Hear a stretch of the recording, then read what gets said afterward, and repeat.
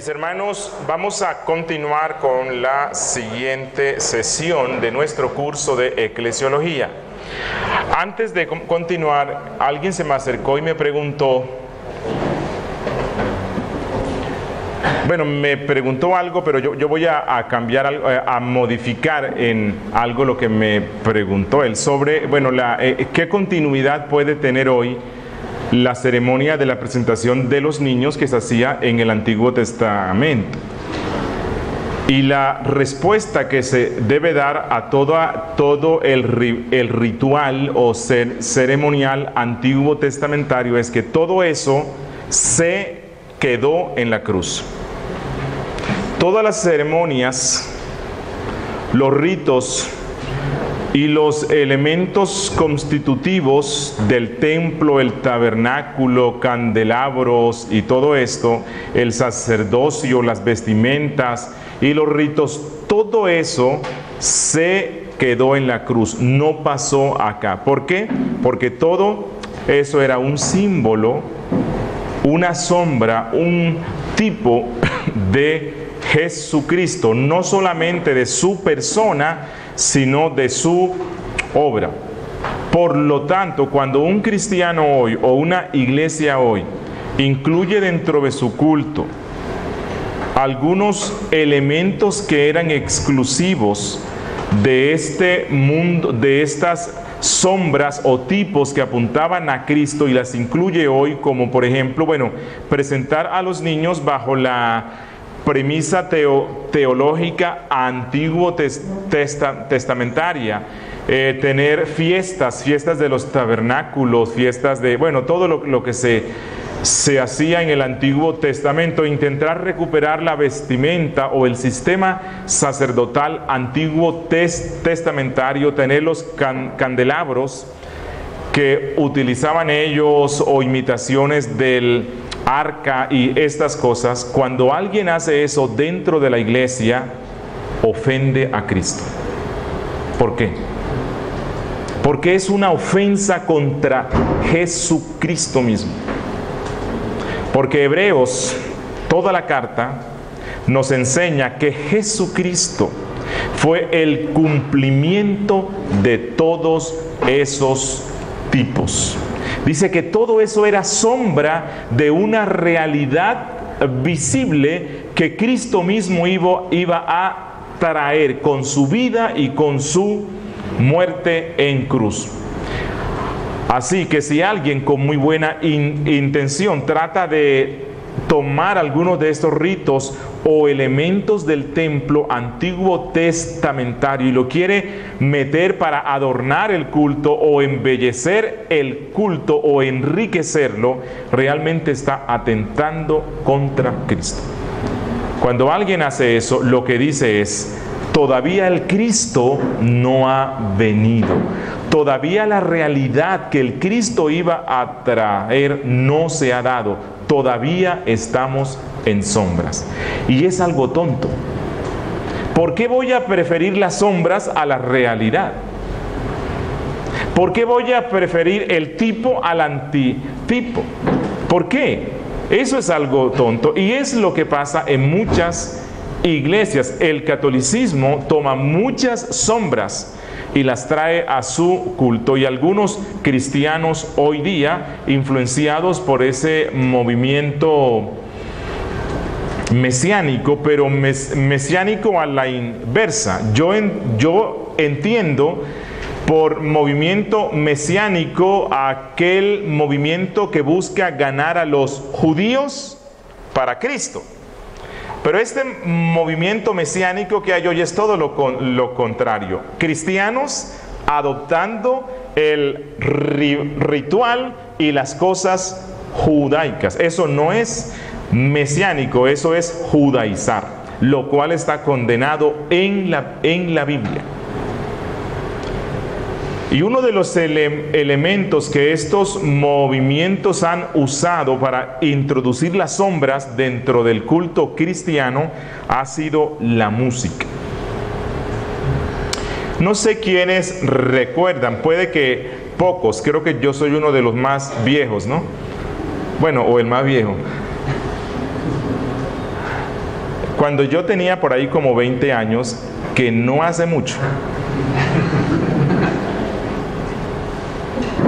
entró en Colombia y creo que en casi toda la Latinoamérica algo así como especie de una escuela musical, o era algo así, Nueva Viña, bueno, no recuerdo bien, que venía de Centroamérica.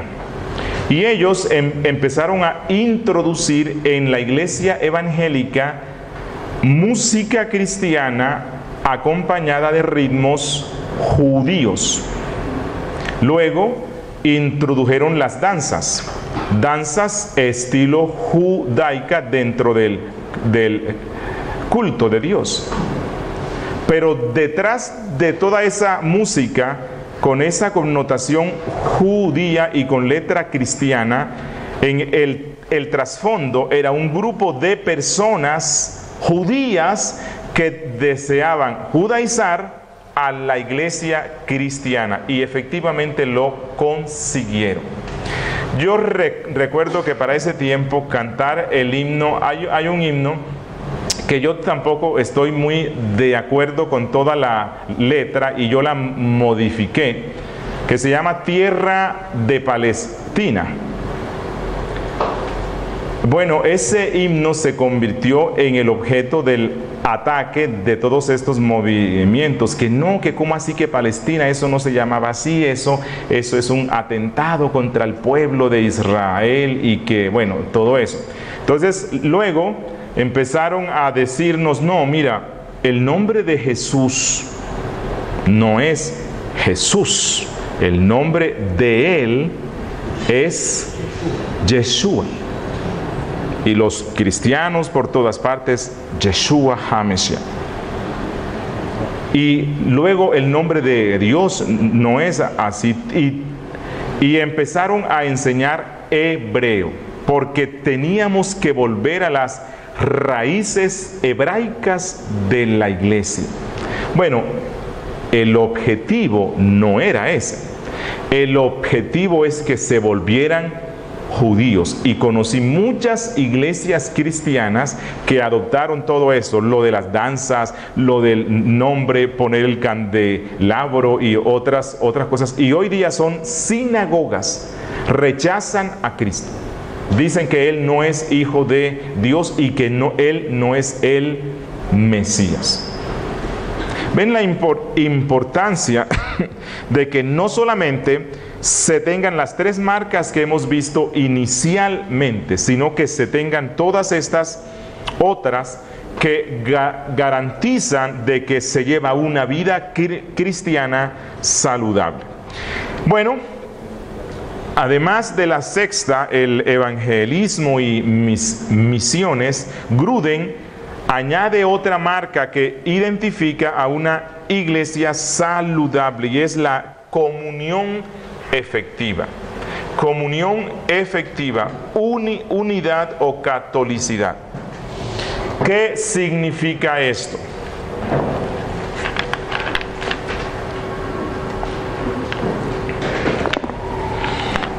Significa, en primera instancia, que la comunidad local, la iglesia local, tiene una vida constante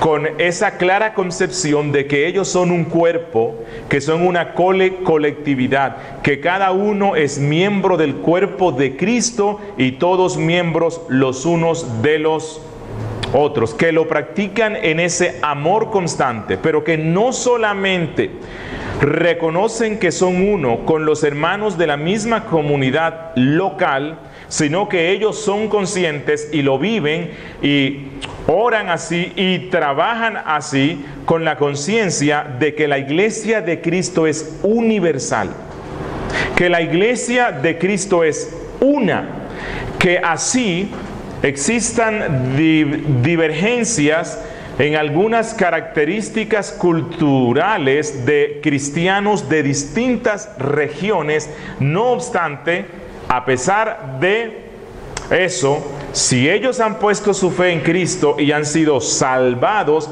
han sido hechos participantes del mismo cuerpo del cual yo soy participante. Es decir, cultivan ese amor, ese aprecio y ese interés por el resto de los miembros de la iglesia de Cristo. En el siglo XIX, si no estoy mal, fue cuando empezó esto, un movimiento que se llama landmarquismo. Landmarquismo es una corriente dentro de la iglesia bautista antigua. Ellos se dan ese mismo nombre, los cuales, llevando el congregacionalismo, que es el que identifica a los bautistas, pero un congregacionalismo extremo y una autonomía extrema, ellos llegan a la conclusión de que la iglesia local representa y es el cuerpo completo de Cristo.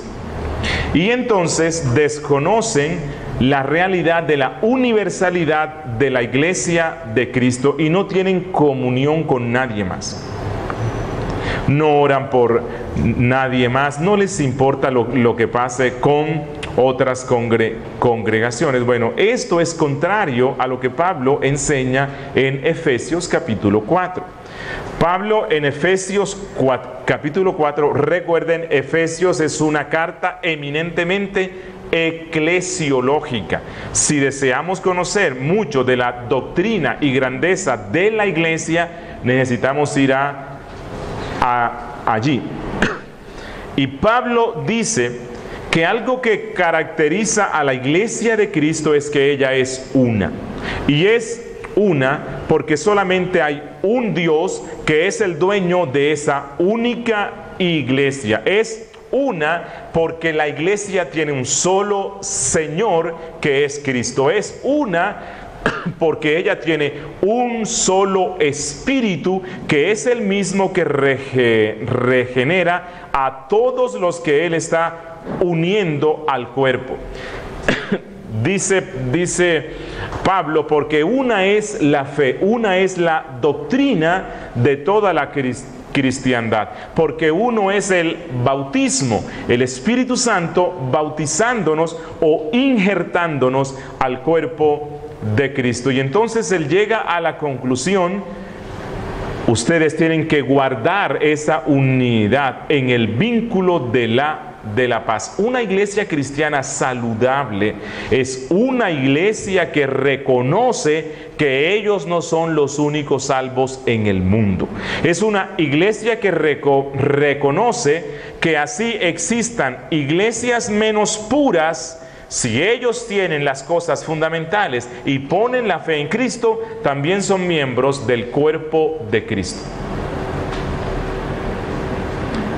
Alguien me preguntaba que si los arminianos pueden ser considerados como iglesias bíblicas o no. Bueno, yo no los consideraría como iglesias saludables, pero si ellos tienen las cosas fundamentales, son nuestros hermanos en la fe. Y un día, en el cielo, todos juntos vamos a darle gloria al mismo Cristo que nos salvó a pesar de la imperfección de nuestra doctrina o práctica. Reconocer esto nos lleva a ser más humildes, porque en esta tierra no hay ninguna iglesia que sea totalmente pura. Yo personalmente estoy convencido que la fe evangélica reformada es la fe más próxima a lo que la Biblia dice. Pero nunca jamás me atrevería a afirmar que somos una doctrina y una iglesia completamente pura. La única iglesia que tiene una doctrina completamente pura y que es totalmente pura en su práctica es la iglesia triunfante, es decir, los que han muerto en Cristo. Ellos tienen ya una doctrina pura y una práctica pura. Mientras estemos en este lado de la eternidad, la imperfección siempre nos caracterizará. Y cuando nosotros somos conscientes de ello, somos humildes. Amamos, aceptamos y respetamos a los hermanos en la fe, es decir, no me refiero a los testigos. Fui a una población en la costa colombiana, en la costa norte, y me sorprendió ver que los pastores pensaban que los testigos eran hermanos nuestros. Yo les dije, no, porque ellos no tienen las cosas básicas, no tienen los fundamentos. ¿Qué es lo fundamental para que alguien sea salvo? Que crea que Evangelio y que la fe en Dios. En Cristo Jesús. Cristo dijo, si no creen que yo soy, si no creen lo que yo soy, no pueden ser salvos. ¿Y quién es Cristo? Dios. Él es Dios. El testigo no cree que Cristo es Dios. Entonces ellos no son hermanos nuestros porque están en estado de perdición. El judío no es mi hermano en la fe porque él tampoco cree que Cristo sea Dios. Están en perdición al menos que vengan a Cristo. El pentecostal unitario, o lo que llaman Jesús solo, él no es mi hermano en la fe. ¿Por qué? Porque él no cree que Jesús sea el Hijo del Padre, que aunque Él y el Padre son uno, no obstante el Padre y el Hijo son personas distintas.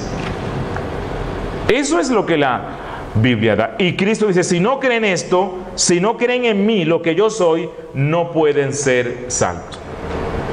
Pero cuando digo que toda iglesia saludable reconoce la catolicidad o universalidad de la iglesia de Cristo, la cual se manifiesta en iglesias locales un poco distintas en algunas cosas a las nuestras, pero que tienen la misma fe en Cristo y que se esfuerzan por vivir conforme a lo que la Biblia dice, me refiero a que tengan estas cosas que son fundamentales, que tengan el Evangelio de Cristo, las cosas esenciales. Ellos son mis hermanos en la fe, pero no significa esto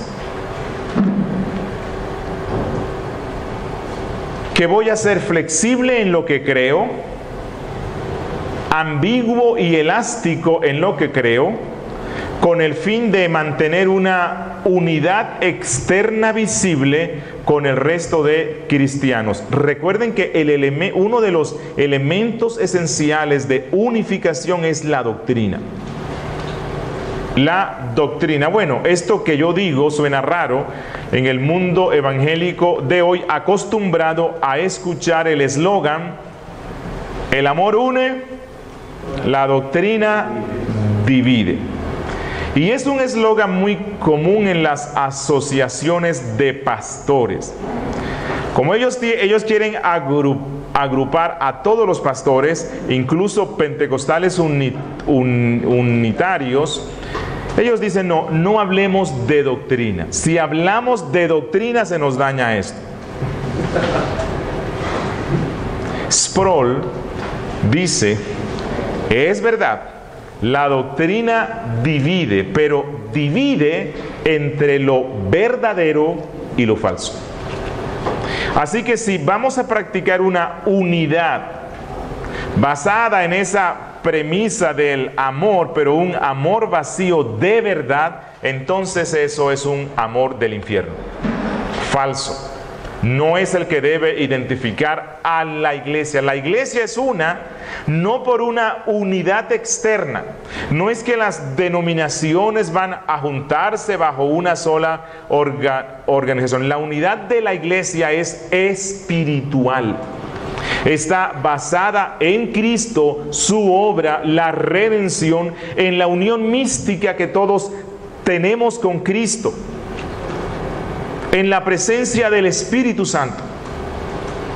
En la doctrina, Pablo dice una fe, y cuando dice fe, se refiere a la doctrina, en la misma doctrina, que si usted va a una iglesia cristiana en Rusia, ellos van a confesar que Cristo es Dios, que Cristo es Señor, que Cristo es el Salvador. Van a tener un culto en el cual exaltan a nuestro Dios. Que si usted va a la China o a la Conchinchina, en todas partes usted va a encontrar iglesias que creen lo mismo. Que podrán tener divergencias en algunas cosas menores, sí, pero eso no se convierte en obstáculo para reconocer la unidad que la iglesia universal tiene. Y una iglesia local saludable reconoce eso. Ellos no piensan que son los únicos, que en el cielo solamente van a estar ellos. No, ellos reconocen esa catolicidad. También se puede utilizar el término ecuménico. Pero el término ecuménico hoy día suena a azufre, ¿no? El término ecuménico hoy suena a algo malo, y yo sé por qué, y yo comparto eso, porque hay algo que se llama el ecumenismo amplio. El ecumenismo amplio es esa unión externa que se busca entre todas las religiones, no solamente cristianas, sino con grupos que no creen en Jesucristo, ¿cierto? Con mormones, judíos, musulmanes, brujos. Y hoy día se hacen reuniones de oración donde reza el sacerdote, donde ora el pastor, donde hace sus ritos el brujo, ¿cómo es que se le llama? El chamán, donde va el imán y hace también sus ritos. Y por cierto, una de las prohibiciones que hay casi siempre en este tipo de reuniones ecuménicas es que van donde el pastor y donde el cura y le dicen: por favor, no usen el nombre de Cristo, porque el nombre de Cristo es ofensivo para este movimiento ecuménico amplio. Pero hay un sentido en el cual la iglesia es ecuménica. Ecuménico también tiene la connotación de universal. Hay una ecumenicidad que es inherente a la iglesia de Cristo, pero es únicamente de la iglesia de Cristo. Nadie más cabe allí. Gruden continúa y dice que un octavo elemento que debe caracterizar a una iglesia saludable es que tiene un gobierno bíblico. No voy a explicar nada sobre esto porque es con lo que voy a continuar. Una iglesia saludable tiene un gobierno bíblico. Vuelvo a insistir, puede que una iglesia verdadera no tenga un gobierno bíblico, pero ese no es un elemento esencial para decir es iglesia o no es. Pero sí tenemos un gobierno de acuerdo a los claros principios que la Biblia da, entonces vamos a crecer más saludablemente. Noveno, Gruden dice que una iglesia saludable es una iglesia que tiene poder espiritual en el ministerio. Es decir, el ministerio de la iglesia, que es el servicio que ella tiene para que todos crezcan a la imagen de la plenitud de la estatura de Cristo, es un ministerio que depende del Espíritu Santo.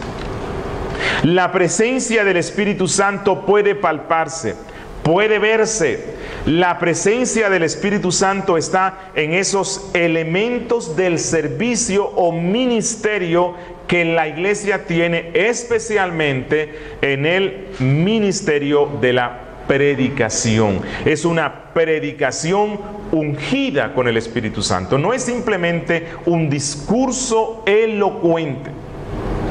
No es simplemente una presentación magistral llena de términos rimbombantes que no entiende nadie. No es una clase de teología. Es el Espíritu de Dios utilizando la Biblia, utilizando al predicador para que la explique, y el Espíritu Santo aplicándola a la vida de cada uno. Es una iglesia donde se puede experimentar la presencia real del Espíritu Santo de Dios. Y cuando digo experimentar la presencia del Espíritu, no me refiero a aquellas fantasías o invenciones de mentes exaltadas donde se dan brincos, temblores, gritos, se caen, risas y cosas que son contrarias al mismo actuar del Espíritu. No, me refiero al Espíritu de Dios manifestando sus dones, los dones que iban a continuar y produciendo sus frutos en la vida del creyente. Como viene estos días en Facebook, creo que fue, de vez en cuando entro allí para ver qué es lo que pasa en el mundo. No es bueno entrar mucho allí porque veo que hay mucha gente que está publicando tanto que me pregunto a qué hora oran, en qué momento leen la Biblia, porque creo que están casi todo el tiempo en Facebook y eso es adictivo, es decir, pecaminoso. Vi que alguien decía que una evidencia de la presencia del Espíritu Santo en una persona no es tanto que hable en lenguas, sino que controle su lengua. Y creo que sí. No es tanto que actúe como borracho, como algunos toman la interpretación de Efesios 4, Efesios 5, sí, sino que es una manifestación contraria al estado de ebriedad, porque es lo que el autor trata de presentar allí, es que el fruto de la santificación que es producido por el Espíritu Santo es lo opuesto a lo que practicábamos antes. Y él dice, ya no se embriaguen con vino, que era lo que practicaban antes, sino llénense del Espíritu Santo. ¿Por qué? Porque el Espíritu Santo les conduce a que actúen opuestamente al estado de ebriedad. ¿Qué es lo opuesto del estado de ebriedad? La sobriedad. La presencia poderosa del Espíritu Santo ministrando en la iglesia por medio de la predicación y la comunión de los santos produce ese fruto que nos lleva a ser como Cristo. Y Cristo no andaba temblando, Él no andaba arrastrándose en el piso, Él no andaba practicando una danza frenética e incontrolada. No, eso no es lo que el Espíritu Santo hace. Pero hay un poder espiritual que el Espíritu Santo mismo da en una iglesia saludable. Y aquí vuelvo a insistir y a remarcar. Iglesia saludable no es simplemente que tenga un culto solemne, que tenga una predicación magistral y bien preparada. No, es que el Espíritu Santo esté en medio de la iglesia produciendo vida, la vida que viene de Él. Décimo, Gruden añade que otra marca que identifica a una iglesia saludable es la santidad personal de vida entre los miembros. Santidad personal de vida entre los miembros. Una iglesia saludable es una iglesia donde cada uno está esforzándose por leer la Biblia, orar, leer buenos libros, apartarse del mundo, aprender cómo es que se vive una vida piadosa. Es una iglesia donde las conversaciones diarias de los hermanos gira en torno en cómo ser cada día más como Cristo, cómo ser un padre como Cristo, cómo ser un esposo como Cristo, cómo ser una esposa bíblica, cómo ser un hijo bíblico, cómo ser un empleado bíblico, cómo andar en una vida de santidad. Es una iglesia donde el uno al otro se ayudan, exhortándose amorosamente para que todos crezcamos en santidad. Es una iglesia donde hay una preocupación por cómo vestimos en nuestra vida diaria. Ahora, si nosotros hacemos una mirada rápida al mundo cristiano de nuestro siglo, bueno, cuando yo empecé en la vida cristiana, yo tenía 8 años. Tampoco piensen pues que eso fue hace... No. Para ese tiempo, los evangélicos éramos poquitos. Y éramos vistos por la sociedad como bichos raros. Éramos vistos como ciudadanos de segunda categoría. Éramos vistos como esos pobres tontos ignorantes que se dejan guiar fácilmente por unos vivos anti-intelectuales. Éramos vistos como fanáticos. Pero había algo. A pesar de ese desprecio que se daba hacia el evangélico, los inconversos tenían un respeto.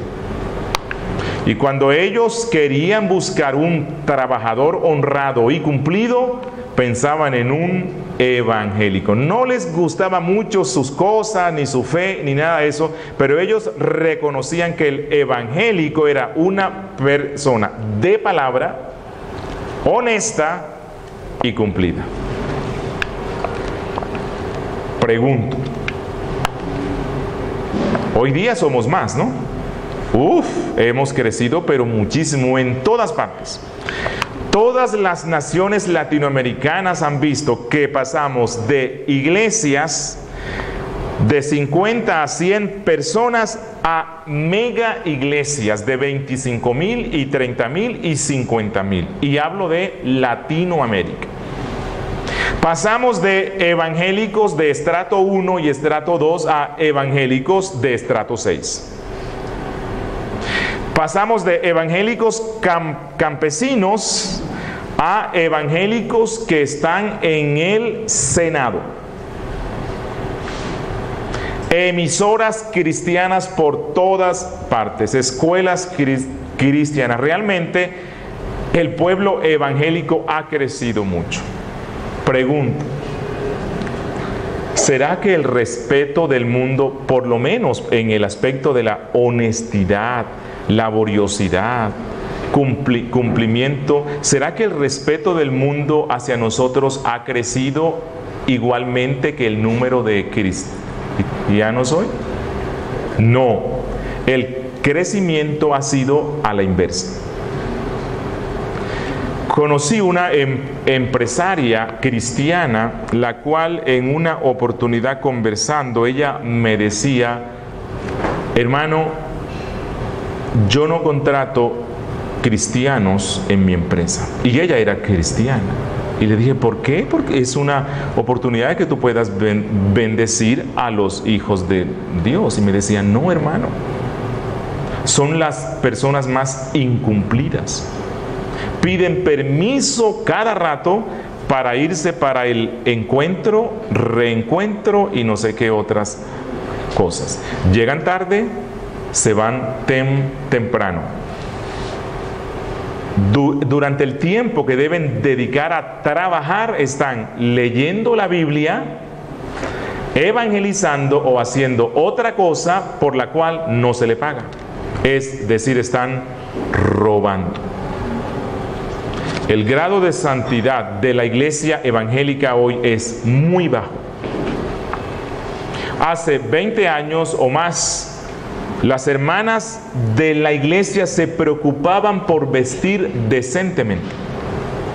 Bueno, yo sé que en algunas partes se fueron al extremo y que tenía que ser, la falda tenía que barrer el piso y no podían usar maquillaje moderado ni otras cosas. Sé que era un extremo, pero existía una preocupación porque se viera una distinción entre lo que es una impía y una cristiana. Pero hoy día es difícil distinguir entre lo que es una ramera y una mujer que va al culto de una iglesia cristiana vistiendo casi de la misma forma.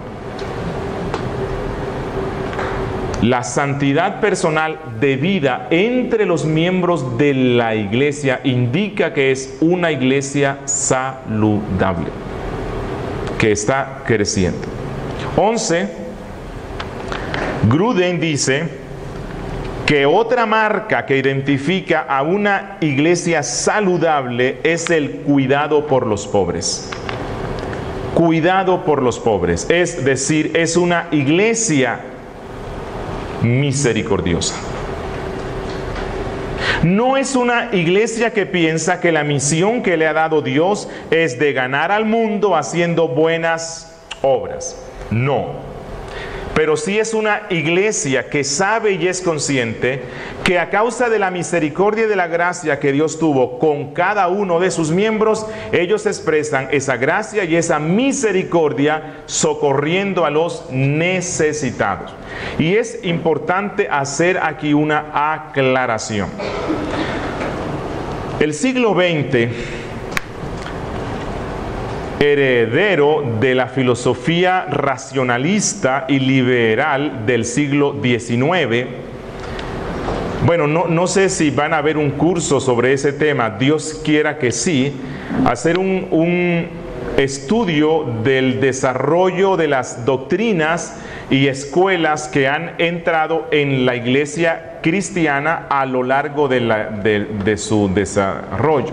En el siglo XIX y parte del siglo XX, Alemania, que ha sido usada por Dios para cosas buenas y también para cosas muy, muy malas, o sea, cosas que impactan al mundo positivamente y cosas que impactan al mundo negativamente. En el siglo XIX y parte del siglo XX, los estudiosos bíblicos alemanes, influenciados un poco por todo este espíritu cientifista,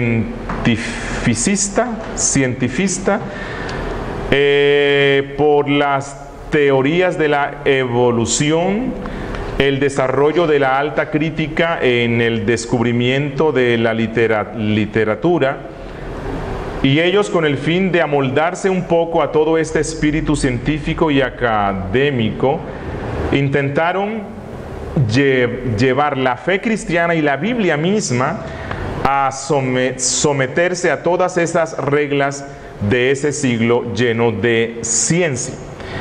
De allí surgió lo que se denominó el movimiento racionalista dentro del mundo cristiano, lo cual fue el padre del liberalismo, que fue la negación de todo lo milagroso que hay en la Biblia. Ellos, como deseaban adaptar la fe cristiana a la ciencia, y la ciencia se basa en lo que se puede ver, ¿cierto? En lo que se puede comprobar. Entonces, cuando ellos leen que en Génesis 1 Dios hizo al mundo simplemente diciendo sea la luz, y la luz fue, y Dios ordenándole a la tierra que produzca plantas, y que el mundo fue hecho en 6 días, ellos dicen, bueno, esto no compagina con la ciencia. Cuando ellos ven que en Génesis 3 una serpiente habla, dicen, bueno, esto no compagina con la ciencia. Cuando ellos ven que hay un diluvio universal y que Dios preserva a todos los animales llevándolos a un barco, ellos dicen, eso no va con la ciencia. Cuando ellos ven que Abraham y su esposa tienen un hijo casi a los 100 años, ellos dicen, eso no va con la ciencia.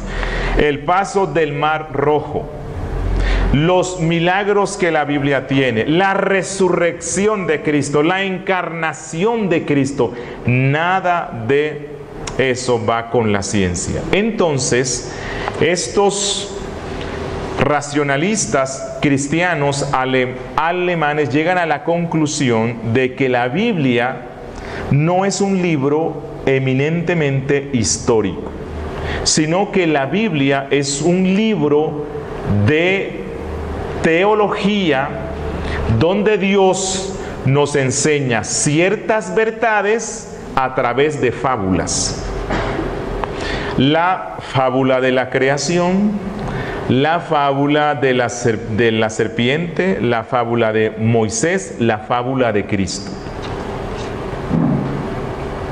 Lastimosamente, ese pensamiento teológico invadió a todo el mundo.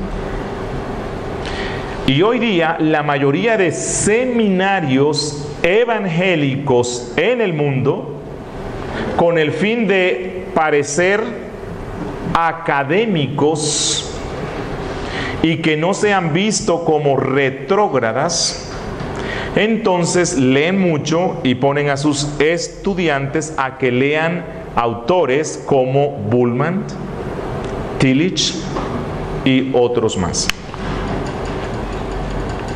Y esto ha conducido a la iglesia cristiana a ser muy flexible en todas las cosas, incluso a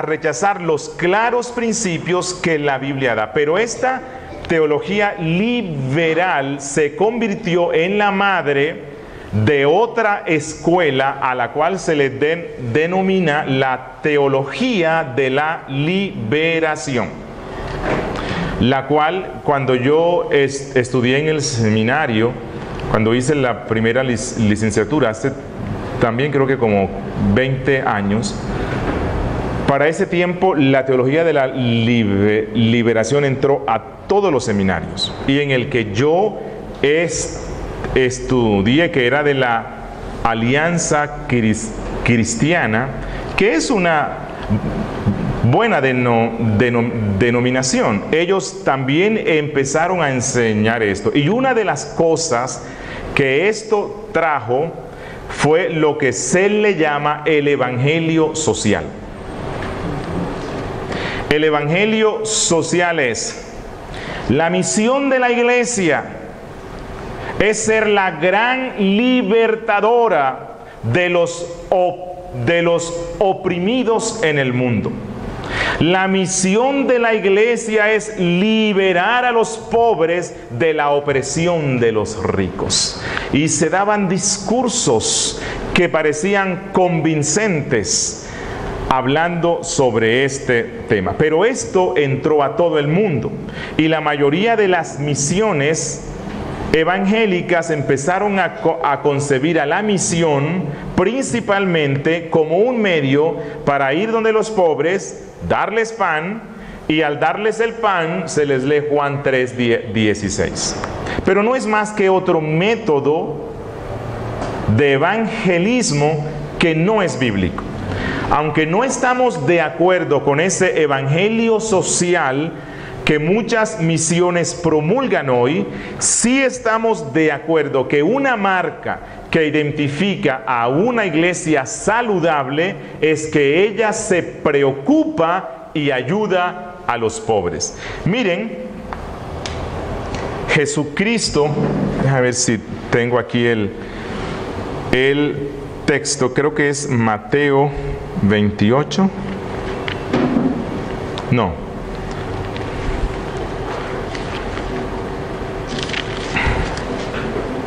¿Dónde es que Cristo dice, porque tuve hambre, el 24, ¿cierto? Y me diste de comer.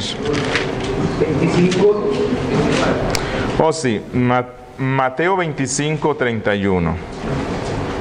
Miren, y esto es algo muy importante. Una iglesia cristiana que no se preocupa por los pobres es una iglesia sin un brazo o sin una pierna o tuerta o coja, sorda.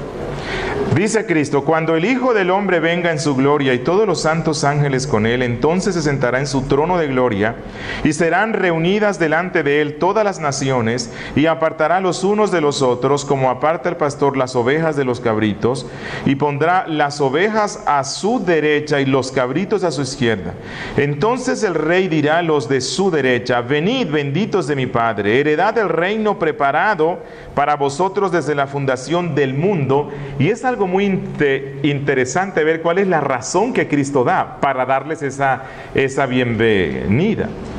Y Él no les dice porque ustedes conocían la teología de Berkhof, porque ustedes podían dar una descripción completa de los 5 puntos.